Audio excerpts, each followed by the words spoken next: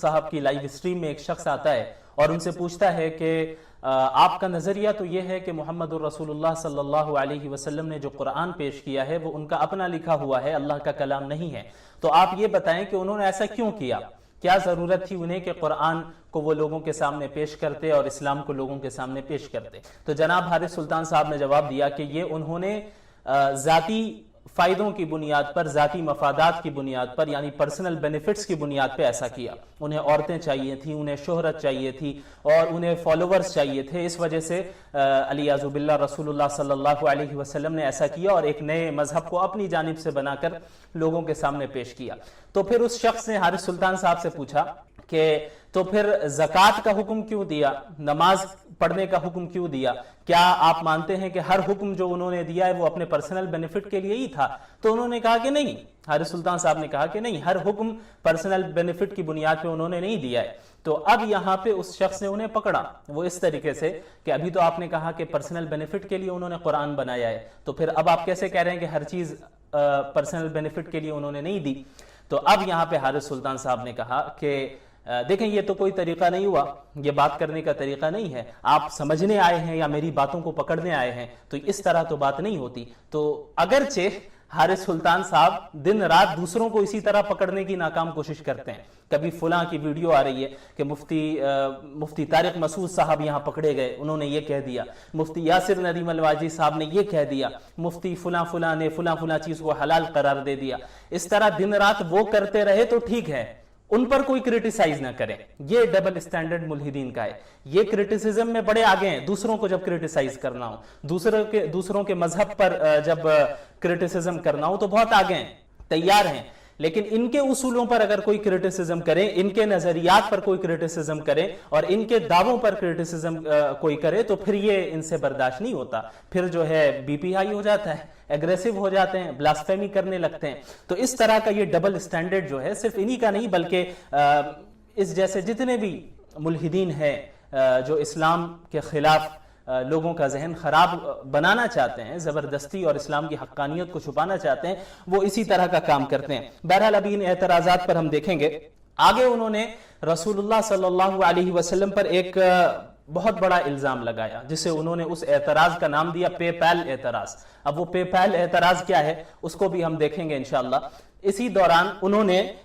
یہ بھی کہا کہ اس شخص سے کہ جب آپ کو میرے نظریے میں کوئی خامیاں نکالنی ہے تو پہلے آپ کو میرے مکمل نظریے کو اچھی طرح سمجھنا ہوگا۔ جب آپ اچھی طرح میرے نظریے کو سمجھ لیں گے تب آپ جا کر اس میں آپ غلطیاں نکال سکتے ہیں۔ تو کیا یہ جو اصول آپ نے بنایا ہے یہ آپ کے نظریے پر ہی امپلیمنٹ کیا جائے گا یا تمام نظریات پہ امپلیمنٹ کیا جائے گا؟ ہم بھی یہی کہتے ہیں کہ آپ اسلام پر اس وقت تک اعتراض نہیں کر سکتے، یعنی کس طرح کر سکتے ہیں جب تک کہ آپ نے اسلام کی تمام چیزوں کو اچھی طرح پڑھا ہی نہیں، سمجھا ہی نہیں ہے۔ ایسا نہیں ہو سکتا کہ آپ کسی بھی حدیث کو اٹھا کر فوراً اعتراض کر دیں اور یہ دکھائیں کہ دیکھو یہ غلط مذہب ہے، اس حدیث میں تو یہ لکھا ہے۔ جب تک کہ آپ اس حدیث کے پیچھے جو بیک گراؤنڈ ہے اسے نہ جانیں اور جو کس وجہ سے اللہ کے رسول صلی اللہ علیہ وسلم نے اس حکم کو دیا ہے اور اس حکم کا دوسرے احکامات سے کیا تعلق ہے، کیونکہ اسلام کے احکامات ایک دوسرے سے کڑیوں کی طرح جڑے ہوئے ہیں۔ آپ صرف ایک حکم کو دیکھیں اور دوسرے احکام کو نظر انداز کر دیں تو آپ کو ممکن ہے آپ اپنے معاشرے میں اسے فٹ کرنا چاہیں اس پرٹیکولر حکم کو تو وہ عجیب نظر آنے لگے آپ کو، لیکن اس کا یہ مطلب نہیں ہے کہ اسلام نے ہی غلط حکم دیا ہے، بلکہ آپ کو مکمل اسلامک جو پرسپیکٹو ہے اس کو اچھی طرح جاننا ہوگا، اس کے بعد ہی آپ کرٹیسائز کرتے ہیں، لیکن آپ تو خود ایسا نہیں کرتے ہیں۔ تو آپ نے دوسروں سے یہ کیوں امید رکھی کہ دوسرے جو ہے آپ کے نظریات پر جب اعتراض کریں تو آپ کے نظریات کو اچھی طرح پورا جان لے، سمجھ لے اور اس کے بعد ہی کسی چیز پر اعتراض کریں؟ تو یہ ڈبل اسٹینڈرڈ ہے۔ بہرحال اب ہم آتے ہیں ان اعتراضات کی طرف جو انہوں نے رسول اللہ صلی اللہ علیہ وسلم پر کیے۔ انہوں نے کہا کہ اللہ کے رسول صلی اللہ علیہ وسلم نے علیاذ باللہ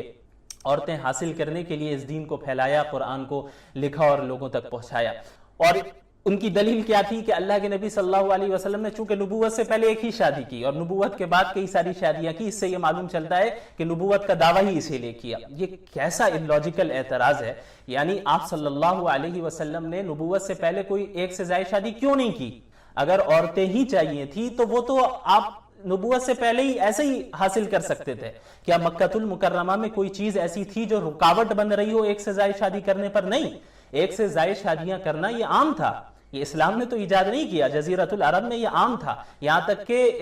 ایک عرب 10 عورتیں بھی رکھتے تھے اور یہ عیب بھی نہیں سمجھا جاتا تھا ان کے یہاں۔ تو آپ صلی اللہ علیہ وسلم کو اگر عورتیں ہی چاہیے ہوتی تو نبوت کا اتنا بڑا دعویٰ کرنے کی ضرورت نہیں تھی، ساری چیزیں اویلیبل تھی، آسانی کے ساتھ کر سکتے تھے، خوبصورتی بھی تھی، اور جس خاندان سے تھے اس کی بھی عظمت کے سب قائل تھے، سچے تھے، امانت دار تھے، سب تو جانتے تھے، تو ان کو ایک سے ایک عورتیں ملتی، لیکن آپ صلی اللہ علیہ وسلم نے اپنے چوائس سے ایک ہی شادی کی، ایک ہی نکاح کیا، اور نبوت کے بعد بھی تقریباً 10 سال تک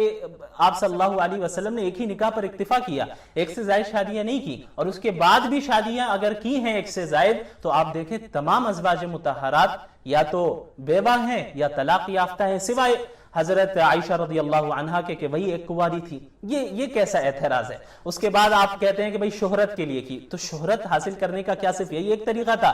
ایک سے ایک عرب کے نام آج بھی موجود ہیں، اتنے مشہور ہوئے ہیں کہ کتنے شعراء ایسے گزرے ہیں کہ ان کی شاعری آج تک پڑھی جاتی ہے، اور کتنے ایسے بہادر لوگ گزرے ہیں کہ بہادری کی وجہ سے شہرت حاصل ہوئی، وہ آج تک ان کا نام لیا جاتا ہے۔ تو کیا شہرت حاصل کرنے کے لیے یہی ایک طریقہ رہ گیا تھا کہ نبوت کا ہی دعویٰ کیا جائے، اور نبوت کا دعویٰ بھی اس طریقے سے کہ اتنی تکلیفیں جھیلنی پڑ رہی ہے اس کے لیے؟ اور یہاں تک کہ تو خود مکہ المکرمہ میں نبوت کے اعلان کے بعد مشرکین مکہ آپ صلی اللہ علیہ وسلم کے پاس آتے ہیں اور ان کے سامنے آفرز رکھتے ہیں کہ بھئی دیکھیں آپ توحید کی دعوت چھوڑ دیں،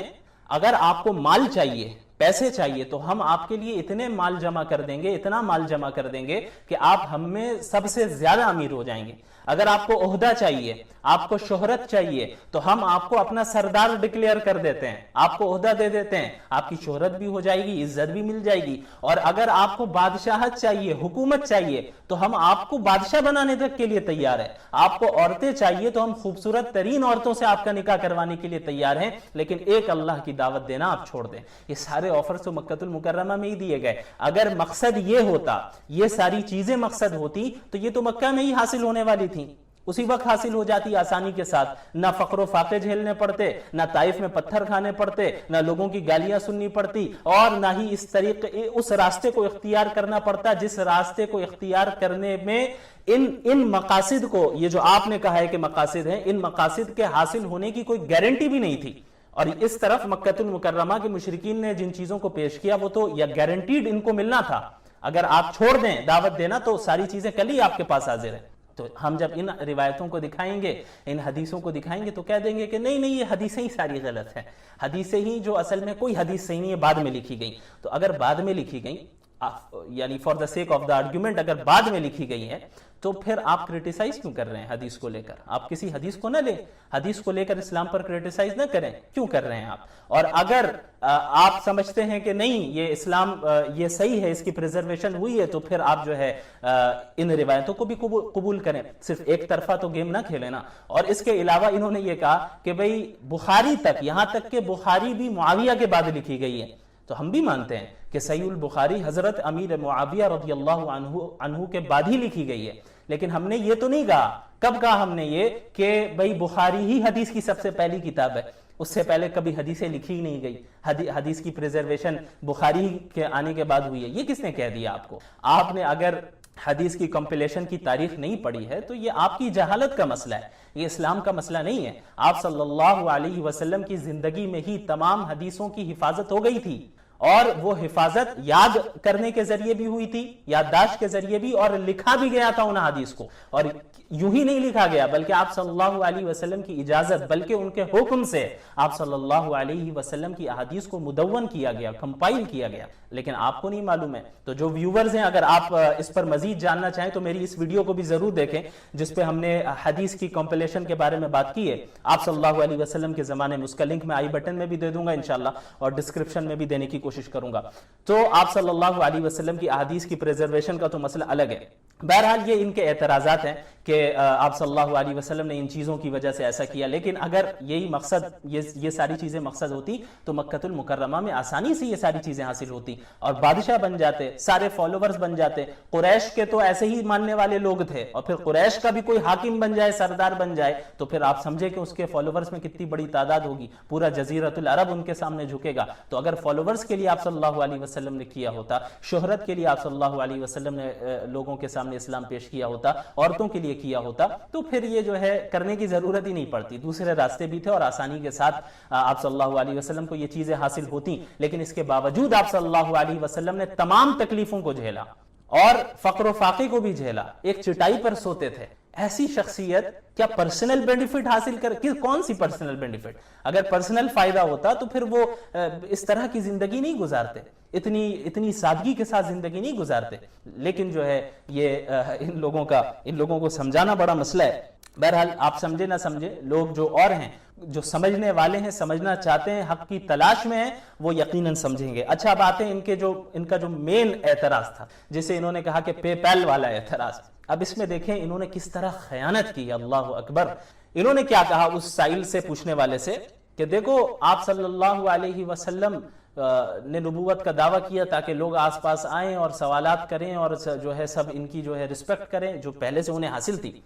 یہ ساری چیزیں کرے. اور جب سوالات لوگ بہت زیادہ کرنے لگ گئے تو اب پریشان ہو گئے, اس لیے یہ آیت انہوں نے کہا کہ نازل ہو گئی ہے کہ اب جو بھی میرے پاس آئے سوال کرے اس کو صدقہ دینا ہوگا. اب یہ کیا ہے, اس کا بیک گراؤنڈ میں بتاتا ہوں. شروع میں ہوا یہ اصل میں کہ جب آپ صلی اللہ علیہ وسلم کے پاس صحابہ کرام بہت سے لوگ آپ صلی اللہ علیہ وسلم سے تنہائی میں گفتگو کرنا چاہتے تھے. ہر ایک چاہتا تھا, یہ اتنے شرف کی بات ہے کہ آپ صلی اللہ علیہ وسلم سے مشورہ کرے, تنہائی میں ان کے ساتھ گفتگو کرے. تو لوگ آتے تھے اور یہ سلسلہ بڑھتا رہا یہاں تک کہ لوگ بلا کسی خاص وجہ کے بھی آپ صلی اللہ علیہ وسلم سے تنہائی میں وقت مانگتے اور بہت دیر تک آپ صلی اللہ علیہ وسلم کے پاس بیٹھتے. تو اس سے نقصان ہوتا, ایک تو نقصان یہ ہوتا کہ بھئی جو اور لوگ ہیں ملنا چاہ رہے ہیں وہ محروم ہو جاتے ہیں, اور پھر اس کے علاوہ آپ صلی اللہ علیہ وسلم تنہائی کے اوقات میں اکثر عبادت میں مصروف رہتے ہیں, اس میں بھی خلل پیدا ہو رہا ہے. تو اس لیے اللہ کی طرف سے شروع میں یہ حکم نازل ہوا کہ بھئی ایسا ہے کہ جب بھی تم اللہ کے رسول صلی اللہ علیہ وسلم سے تنہائی میں وقت لو, تنہائی کا وقت لو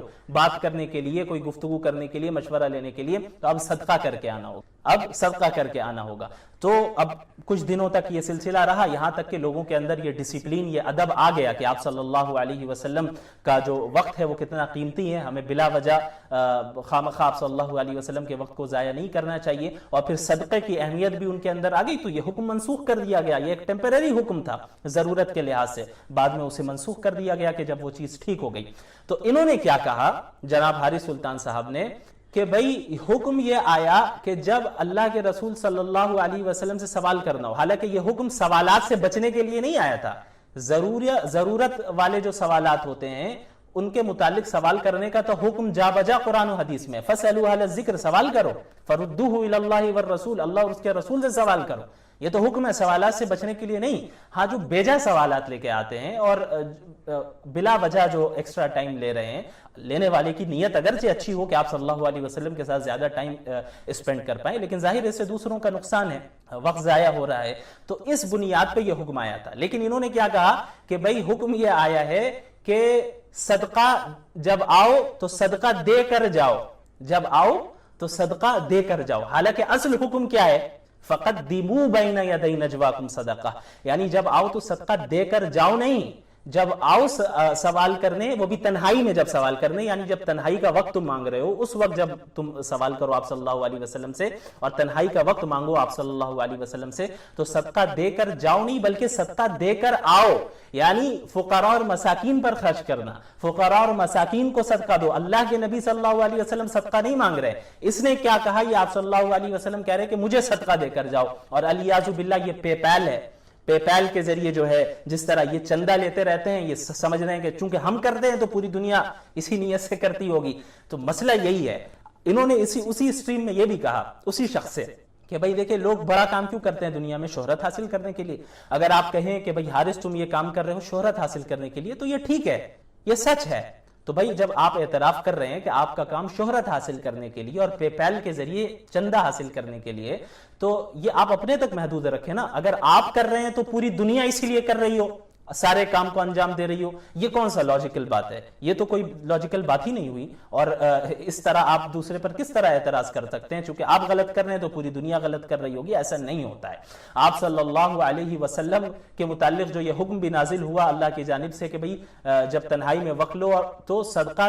دے کر آؤ، یعنی غریبوں کو دو، فقراء کو دو. اس میں غریبوں اور فقراء کا فائدہ تھا. آپ صلی اللہ علیہ وسلم صدقہ و خیرات نہیں لیتے تھے. اور آپ صلی اللہ علیہ وسلم کو اگر پیسے چاہیے ہوتے تو پھر وہ تو مکہ میں لوگ دے رہے تھے. مشرکین کہہ رہے تھے آپ دعوت کو چھوڑ دیں، آپ کو ہم اتنا مالدار بنا دیں گے کہ سب سے زیادہ آپ ہی امیر رہیں گے. لیکن آپ صلی اللہ علیہ وسلم نے ریجیکٹ کیا. تو خلاصہ کلام یہ ہے کہ دین کی تبلیغ اور قرآن کی تبلیغ کا مقصد وہ نہیں تھا جو آپ نے بتایا، بلکہ سمپل مقصد وہ ہے جو آپ صلی اللہ علیہ وسلم کی سیرت کو پڑھنے والے کے ذہن میں